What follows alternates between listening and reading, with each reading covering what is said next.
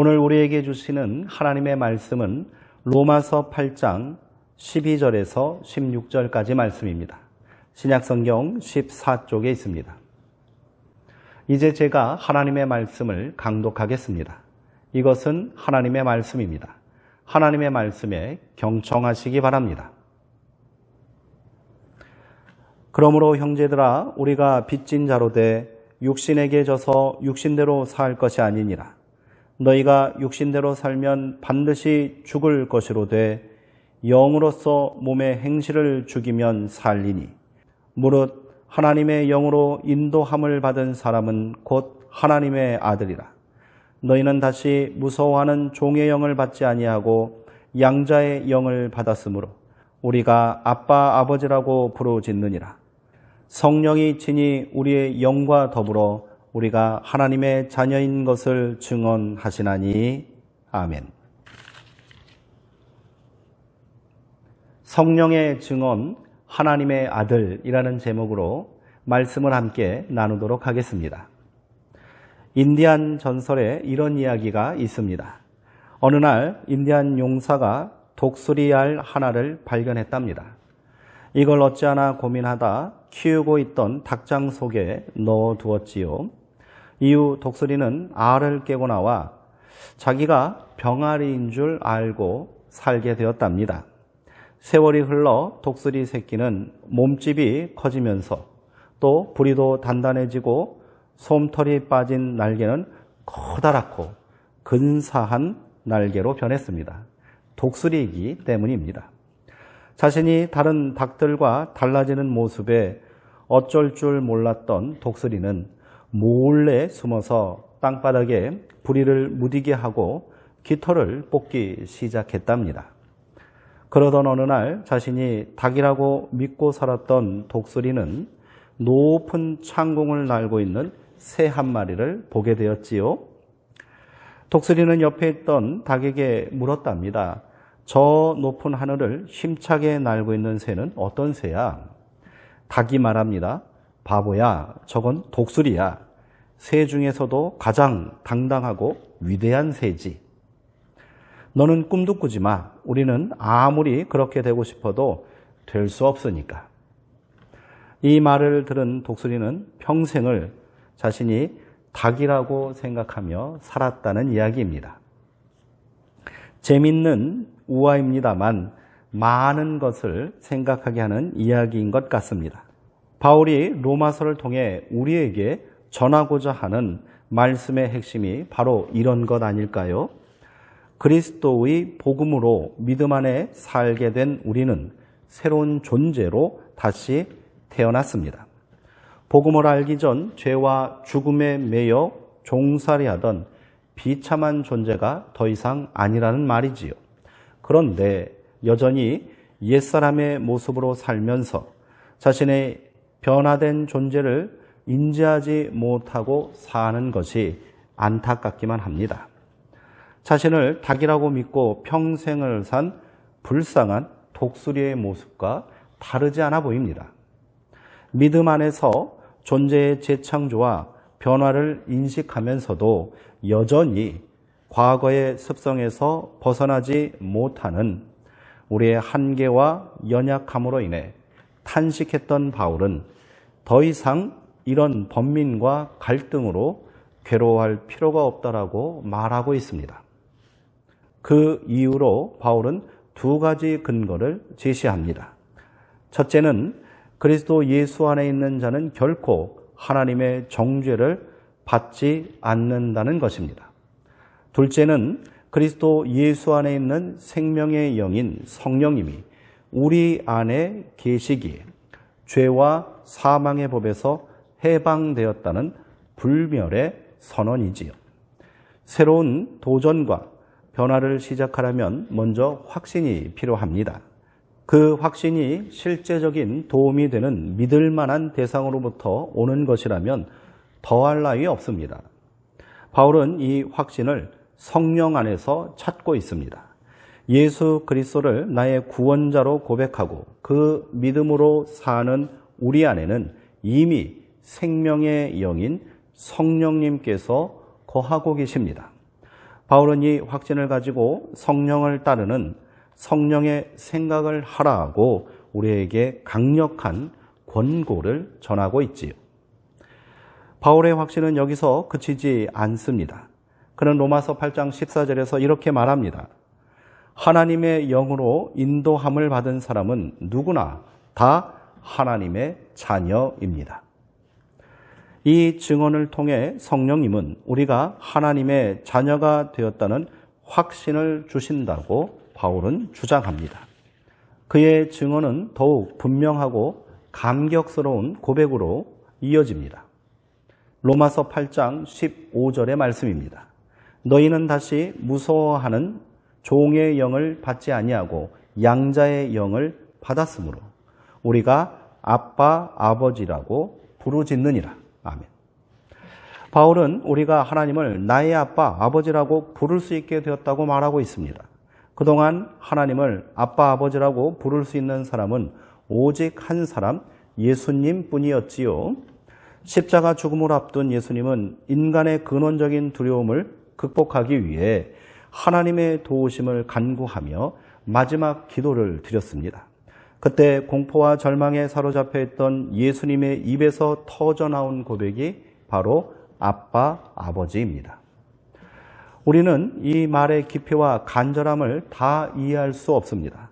그러나 분명한 것은 예수님께서 이 확신과 고백으로 인간의 한계와 두려움을 극복하시고 자신의 사명을 끝까지 감당할 수 있었다는 사실입니다. 예수님께서 확신하셨던 하나님을 향한 깊은 신뢰와 애정은 성령님을 통해 우리 안에도 형성되어 있는 겁니다. 그래서 우리는 감히 하나님을 아빠, 아버지라고 부를 수 있게 된 것이지요. 우리는 더 이상 하나님의 진노를 두려워하는 죄의 종이 아닙니다. 하나님의 양자의 영을 받은 자녀입니다. 바울은 우리가 하나님의 자녀됨의 근거를 양자라는 말로 설명하고 있습니다. 로마 시대 양자는 특별한 의미가 있습니다. 끊임없는 권력 암투와 배신이 판치는 시대에 자신의 가문과 명예를 지키기 위해 권력자들은 양자를 입양했답니다. 그에게는 친아들과 동일한 지위가 주어지고요.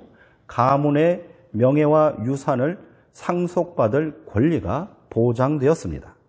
그러므로 양자가 된다는 것은 그가 능력과 학식, 인품이 출중한 인물이라는 사실을 증명하는 것이었지요.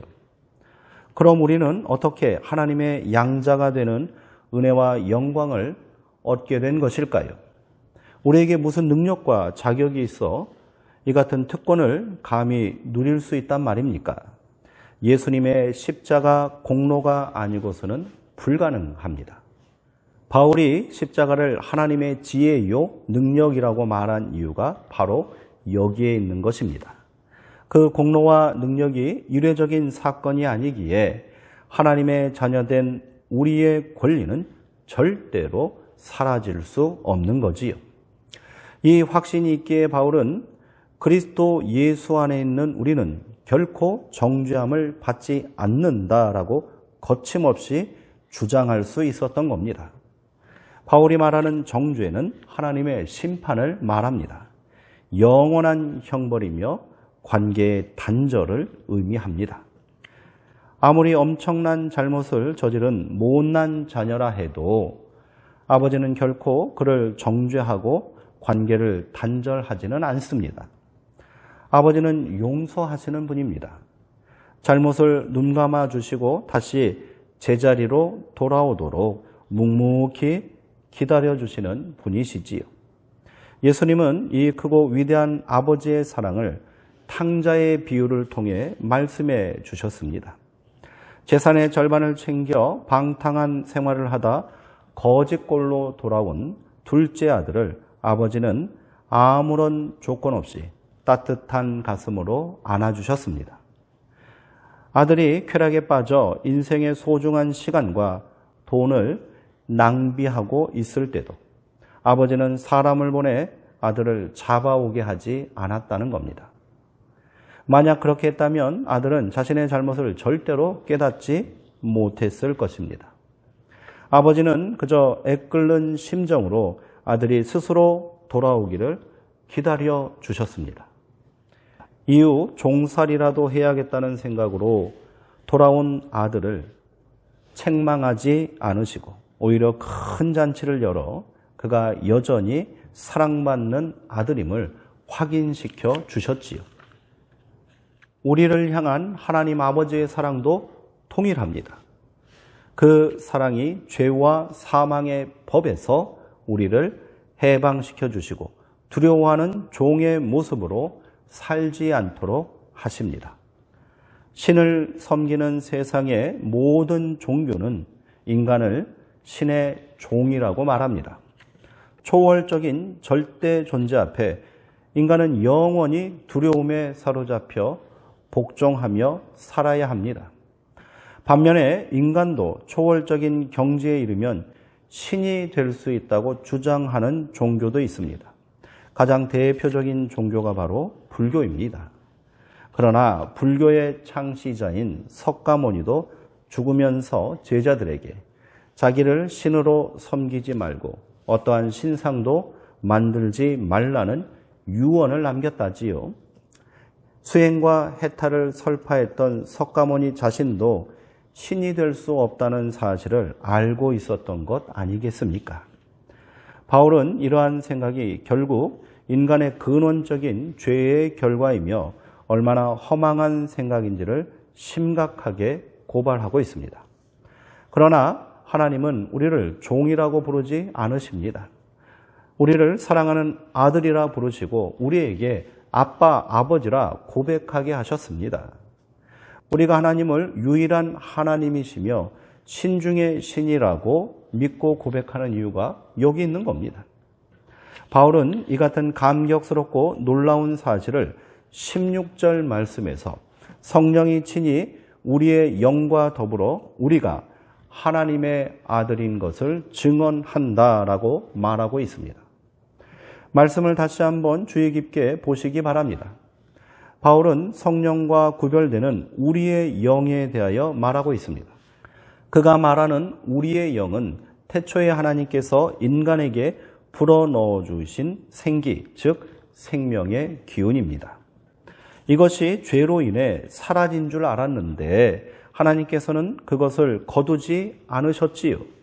창조의 핵심인 생명의 근원은 파괴된 것이 아니라 우리가 잊고 망각하고 살았을 뿐입니다.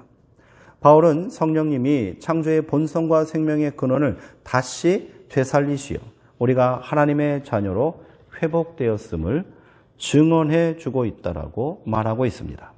그러니 이를 의심하거나 진리를 거역하지 말라고 말합니다. 내가 바로 하나님의 사랑받는 자녀임을 절대 잊지 말라는 겁니다. 이를 망각하고 의심하는 순간 우리는 다시 무서워하는 종의 신분으로 전락하고 말 겁니다.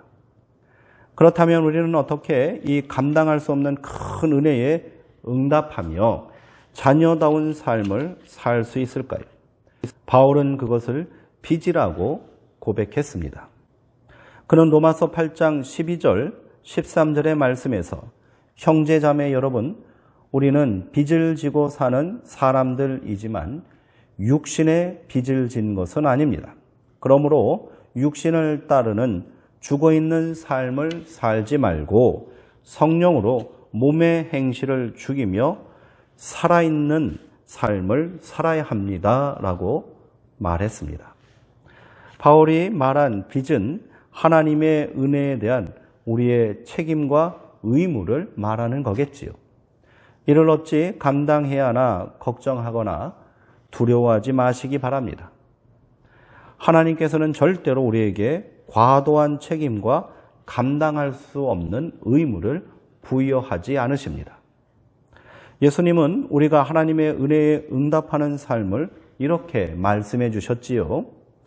이것이 첫째 되는 계명이니 주 곧 우리 하나님은 유일한 하나님이시니 너는 마음을 다하고 목숨을 다하고 뜻을 다하고 힘을 다하여 주 너희 하나님을 사랑하라.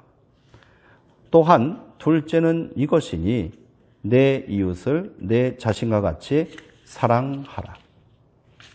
예수님은 이보다 더 큰 계명이 없다고 말씀하셨습니다. 우리가 하나님의 자녀된 은혜와 영광을 누리게 된 것은 전적으로 하나님의 사랑에 의한 것입니다. 그러므로 그 은혜에 대한 자녀의 의무와 책임 또한 사랑에 근거해야 한다는 겁니다. 사랑받았으니 하나님을 사랑하며 사는 것입니다.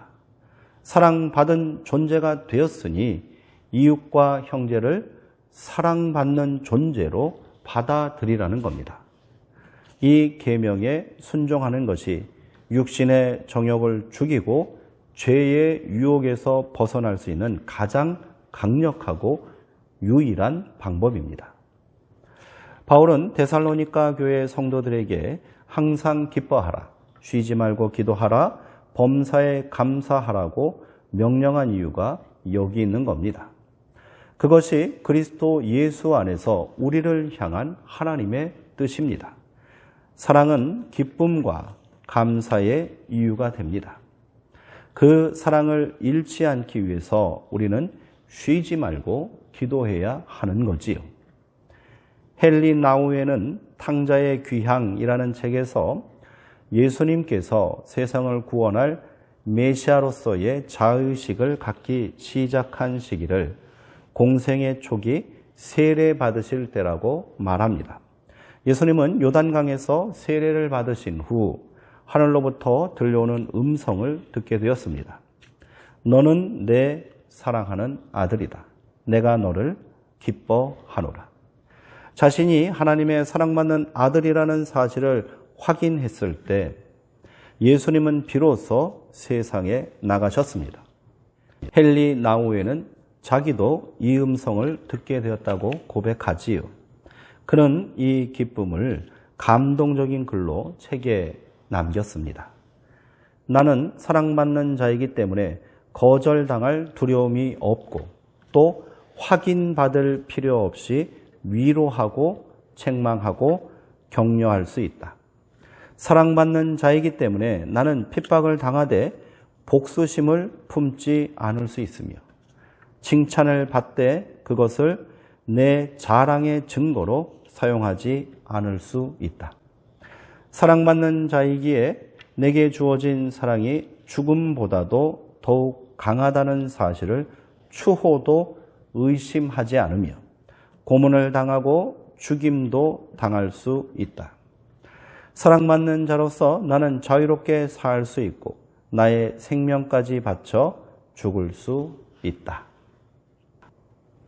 기도하시겠습니다. 하나님, 이제는 내가 하나님의 사랑받는 자녀임을 의심하지 않겠습니다. 그 사랑의 힘과 확신을 가지고 세상을 살게 하옵소서. 사랑받는 자녀 되었으니 사랑하며 살게 하시고 은혜 받은 자 되었으니 그 은혜에 응답하는 믿음의 삶을 살게 하옵소서. 때로는 우리가 다시 죄의 유혹에 빠질지라도 사랑 많으시고 온유하신 아빠 아버지시여, 아빠의 넓은 품으로 우리를 안아 주옵소서. 우리의 자녀됨을 증언하는 성령의 음성에 더욱 귀 기울이게 하시고 날마다 새로워지는 성령 충만과 기쁨의 삶을 살게 하옵소서. 예수님의 이름으로 기도하옵나이다. 아멘.